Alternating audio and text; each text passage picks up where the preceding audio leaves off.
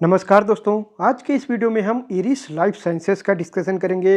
ये एक small cap pharmaceutical company है जिसकी प्रेजेंस पैन इंडिया है और इसके टॉप लाइन में ग्रोथ भी काफ़ी अच्छी देखने को मिल रही है। और वहीं इसके शेयर होल्डिंग पैटर्न की बात करें तो लगातार म्यूचुअल फंड्स इसमें अपनी स्टेक बढ़ाते जा रहे हैं। तो इसका शेयर होल्डिंग पैटर्न भी काफ़ी स्ट्रॉन्ग है क्योंकि इसमें एफआईआईज और डीआईआईज की अच्छी प्रेजेंस है और वो अब लगातार अपना स्टेक भी बढ़ा रहे हैं। और रिटेल इन्वेस्टर्स की एंट्री अभी इसमें ज़्यादा नहीं है, जो कि हम नंबर ऑफ शेयर होल्डर्स में देखेंगे। तो आज की इस वीडियो में हम इसके कंप्लीट फंडामेंटल्स और बिजनेस मॉडल को एनालाइज करेंगे और साथ ही साथ इसके वैल्यूएशंस को भी देखेंगे कि करंट लेवल्स पे इसके वैल्यूएशंस कैसे हैं, क्या हमें इसमें इन्वेस्ट करना चाहिए या नहीं। तो चलिए शुरू करते हैं। सबसे पहले अगर हम इसके चार्ट को देखें तो जून 2017 में इसकी लिस्टिंग हुई थी और इसका लिस्टिंग प्राइस 600 रुपये के आसपास था। और वहाँ से देखें तो अभी इसका जो करंट प्राइस है 1020 रुपये के आसपास है। तो लिस्टिंग से इसमें कोई बहुत बड़ी रैली देखने को नहीं मिली है। लिस्टिंग के बाद इसका शेयर बढ़कर 800 रुपये के ऊपर 850 रुपये के आसपास गया था लगभग, लेकिन उसके बाद लगातार इसमें गिरावट देखने को मिली और इसका शेयर गिरकर 320 रुपये के आसपास आ गया था। लेकिन वहाँ जब ये इसका शेयर कोविड के टाइम मार्च 20 में 320 रुपये के आसपास तक आया था, वहाँ से अगर देखें तो इसमें अच्छी रैली देखने को मिली है और अभी ये शेयर लगभग 3 गुना से ज़्यादा हो चुका है। 216% के रिटर्न इसमें देखने को मिले हैं।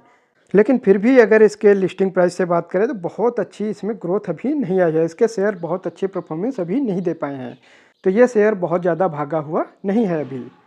अब हम अगर इसके बिजनेस प्रोफाइल की बात करें तो ये एक फार्मास्यूटिकल कंपनी है जिसके लगभग 350 से ज़्यादा प्रोडक्ट हैं इंडियन मार्केट में।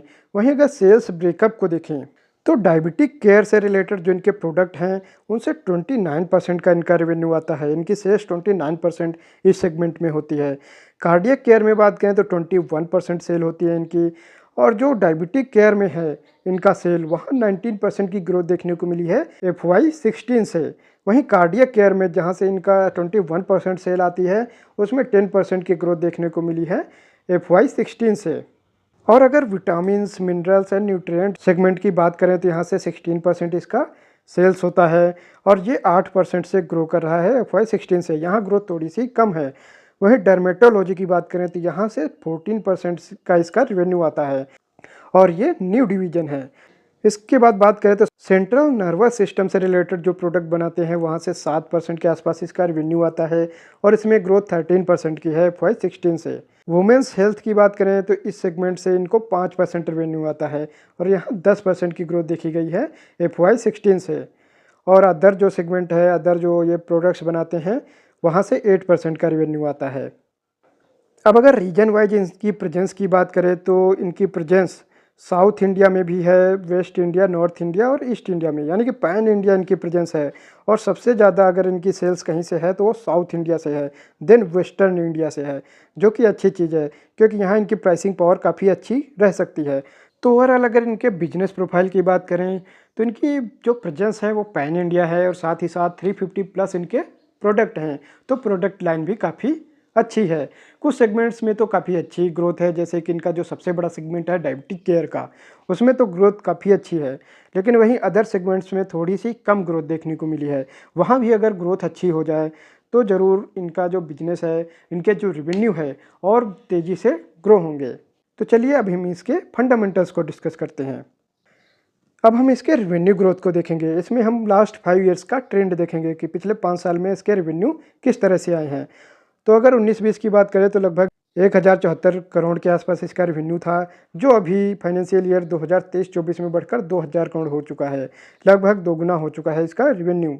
वहीं कंपाउंडेड ग्रोथ की बात करें तो इसका 5 साल में जो कंपाउंडिंग है वो 15% थी। 15% के CAGR से इसका रेवेन्यू ग्रो हुआ है। लास्ट 3 साल की बात कर रहे हैं तो इसका रेवेन्यू 18% के CAGR से ग्रो हुआ है। लास्ट 1 ईयर की बात करें तो 19% की ग्रोथ है इसके रेवेन्यू में। तो रेवेन्यू लगातार बढ़ रहे हैं, इसकी ग्रोथ रेट लगातार इंप्रूव हो रही है, जो कि अच्छी चीज़ है। वहीं हम इसके ट्रेंड में देख सकते हैं कि इसका रेवेन्यू ट्रेंड काफ़ी अच्छा है, अप ट्रेंड में है इसका रेवेन्यू, लगातार इसके रेवेन्यू ग्रोथ बढ़ती जा रही है। तो ओवरऑल अगर रेवेन्यू ग्रोथ की बात करें तो काफ़ी अच्छी है, इसका टॉप लाइन अच्छे से ग्रो कर रहा है। अब हम इसके नेट प्रॉफिट ग्रोथ की बात करें तो FY19-20 में इसका नेट प्रॉफिट 300 करोड़ के आसपास था, जो अभी बढ़कर लगभग 400 करोड़ के आसपास हो गया है पिछले फाइनेंशियल ईयर में 2023-24 में। तो यहाँ देखा जाए तो ग्रोथ थोड़ी सी कम दिखाई देती है। ऑपरेटिंग प्रॉफिट मार्जिन की बात की जाए तो मार्जिन काफ़ी अच्छे हैं, 35-36% के आसपास थे पहले, अगर बात करें पिछले 4 से 5 साल पहले। लेकिन अभी पिछले साल अगर बात करें तो 32% और 34% है पिछले 2 साल इसके मार्जिन। यहाँ थोड़ी सी गिरावट जरूर देखने को मिली है, लेकिन फिर भी ओवरऑल अगर नंबर्स देखे जाएँ तो 30% से ज़्यादा का मार्जिन काफ़ी अच्छा मार्जिन है। वहीं अगर कंपाउंडेड प्रॉफिट ग्रोथ की बात करें तो लास्ट 5 साल में इसका प्रॉफिट 6% के सीएजीआर से ग्रो किया है, जो कि बहुत अच्छे नंबर नहीं हैं। लास्ट 3 साल में 4% की ग्रोथ है सीएजीआर की, वही लास्ट 1 ईयर में 6% से ग्रो किया है इसका नेट प्रॉफिट। तो अगर बात की जाए रेवेन्यू की तो वहाँ तो नंबर्स काफ़ी अच्छे थे, वहाँ ग्रोथ रेट काफ़ी अच्छी थी, लेकिन प्रॉफिट उस तरह से ग्रो नहीं हुए हैं। लेकिन ये एक स्मॉल कैप कंपनी है, तो यहाँ हमें इसके टॉप लाइन पे ध्यान देना चाहिए, क्योंकि अगर टॉप लाइन अच्छे से ग्रो करेगी तो आने वाले समय में इसकी इफिशिएंसी बढ़ेगी, तो बॉटम लाइन में वो जरूर रिफ्लेक्ट करेगा और बॉटम लाइन में इसके प्रॉफिट भी काफ़ी अच्छे ग्रो होते हुए दिखेंगे। तो अभी अगर ओवरऑल इसके फाइनेंशियल्स की बात करें तो रेवेन्यू तो काफ़ी अच्छे नंबर्स के साथ ग्रो कर रहे हैं, लेकिन नेट प्रॉफिट में ग्रोथ अभी थोड़ी सी कम है। अब हम अगर शेयर होल्डिंग पैटर्न्स की बात करें तो प्रमोटर्स के पास मेजर स्टेक है लगभग 55% के आसपास। वहीं एफआईआईज के पास 15% का स्टेक है, जो कि लगातार बढ़ा है। डीआईआईज के पास बात करें तो इसमें इनका भी स्टेक लगातार बढ़ता हुआ दिखा है और अभी 16% का स्टेक है इनके पास। पब्लिक की बात करें तो पब्लिक का स्टेक लगातार कम हुआ है और अभी सिर्फ और सिर्फ 14% का ही स्टेक है। नंबर ऑफ शेयर होल्डर्स की बात करें तो सिर्फ और सिर्फ 44,000 ही नंबर ऑफ शेयर होल्डर्स हैं इसमें। तो यहाँ देखा जाए तो रिटेल इन्वेस्टर्स की एंट्री अभी नहीं हुई है ज़्यादा, और साथ ही साथ अगर एफआईआईज और डीआईआईज की बात करें तो इनकी होल्डिंग काफ़ी अच्छी है, इन्होंने काफ़ी अच्छा स्टेक लेके रखा है। और साथ ही साथ प्रमोटर्स के पास भी काफ़ी अच्छा स्टेक है, 55% का स्टेक। तो ओवरऑल देखा जाए तो शेयर होल्डिंग पैटर्न काफ़ी स्ट्रांग दिखाई देता है। और यहाँ डीआईआईज में जो म्यूचुअल फंड्स हैं वो लगातार अपना स्टेक बढ़ाते जा रहे हैं, और साथ ही साथ जो पब्लिक में भी देखें तो बड़े इन्वेस्टर्स ज़्यादा हैं जिनके पास 1% से ज़्यादा की होल्डिंग है। तो इन सबको देखते हुए इसका जो शेयर होल्डिंग पैटर्न है वो काफ़ी स्ट्रांग दिखाई देता है। अब हम अगर इस स्टॉक के वैल्यूएशंस की बात करें तो इसका मार्केट कैप 13,926 करोड़ के आसपास है। ये एक स्मॉल कैप स्टॉक है। वहीं करंट प्राइस की बात करें तो करंट प्राइस 1,023 रुपये के आसपास है। 52 वीक हाई की बात करें तो 1,090 रुपये का है। ये अपने 52 वीक हाई के आसपास ही ट्रेड कर रहा है। 52 वीक लो की बात करें तो 727 रुपये का है। स्टॉक पी की बात करें तो 36 है, जो कि बहुत ज़्यादा नहीं है, लोअर साइड ही दिखाई देता है। लेकिन क्योंकि इसका प्रॉफिट ग्रोथ कम था इसलिए इसका पीजी रेशियो काफ़ी हायर साइड आ रहा है। 6 का पीजी रेशियो दिखाता है कि बहुत ही महंगा स्टॉक है। लेकिन जो कि हमने इसके ग्रोथ में देखा भी फाइनेंशियल्स में, इसके रेवेन्यू ग्रोथ तो काफ़ी अच्छे हैं, लेकिन प्रॉफिट ग्रोथ इतने अच्छे नहीं हैं। उस वजह से प्रॉफिट ग्रोथ कम होने की वजह से इसका पीजी रेशियो ज़्यादा आ रहा है। लेकिन क्योंकि ये एक स्मॉल कैप कंपनी है तो इसके बॉटम लाइन को अभी हम इग्नोर कर सकते हैं, और टॉप लाइन पे ध्यान दें तो टॉप लाइन की ग्रोथ तो काफ़ी अच्छी है। आरओई की बात करें तो आरओई इसका 16.4% के आसपास है, जो कि एवरेज है, ठीक ठाक है, बहुत ज़्यादा नहीं है। ये अगर 20% प्लस होता तो और अच्छा होता। और इसका डेट टू इक्विटी रेशियो 1.08 का है, जो कि काफ़ी हायर साइड है। ये निगेटिव साइन है, इतना ज़्यादा डेट इनको मैनेज करना पड़ेगा, अदरवाइज इनको फ्यूचर में प्रॉब्लम भी आ सकती है। डेट टू इक्विटी रेशियो 1 से ज़्यादा होता है तो प्रॉब्लम होती है कंपनी को, और इसका कारण भी है क्योंकि इसकी जो टॉप लाइन ग्रोथ है वो लगभग 18-19% के आसपास है, जबकि इसका आरओई सिर्फ और सिर्फ 16.4% का ही है। इसीलिए इनको डेट की ज़रूरत पड़ेगी, ज़्यादा ग्रोथ करने के लिए इनको पैसे चाहिए और उसके लिए इनको डेट लेना पड़ रहा है। वहीं अगर आरओई अच्छा होता, अगर 20% के आसपास, तो इनको डेट की ज़रूरत नहीं पड़ती, क्योंकि इनकी ग्रोथ और आरओई मैच कर जाती।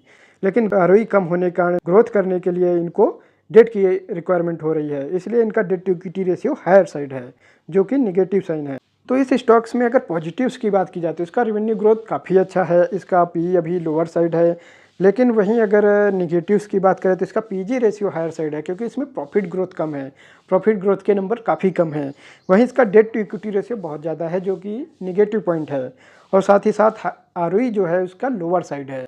तो फाइनली अगर कंक्लूजन की बात करें तो ये एक स्मॉल कैप स्टॉक है। इसकी जो प्रेजेंस है, इसके बिजनेस मॉडल में जैसा कि हमने देखा, पैन इंडिया इसकी प्रेजेंस है, प्रोडक्ट्स भी अच्छे खासे हैं, लेकिन वहीं इसका आरओई ज़रूर कम है, और साथ ही साथ डेट इसमें काफ़ी ज़्यादा है। तो ये थोड़ा सा रिस्की स्टॉक ज़रूर है, लेकिन लॉन्ग टर्म में ये अच्छी ग्रोथ दिखा सकता है और लॉन्ग टर्म में इसमें अच्छे रिटर्न देखने को मिल सकते हैं। तो अगर आप रिस्क ले सकते हैं तो ऐसे स्मॉल कैप स्टॉक को आप रख सकते हैं।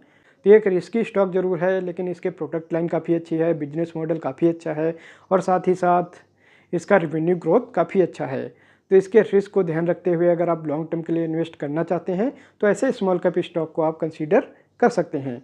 तो इरिस लाइफ साइंसेज के स्टॉक एनालिसिस को आज यहीं तक रखते हैं। मिलेंगे नेक्स्ट वीडियो में किसी और स्टॉक के साथ। नमस्कार दोस्तों।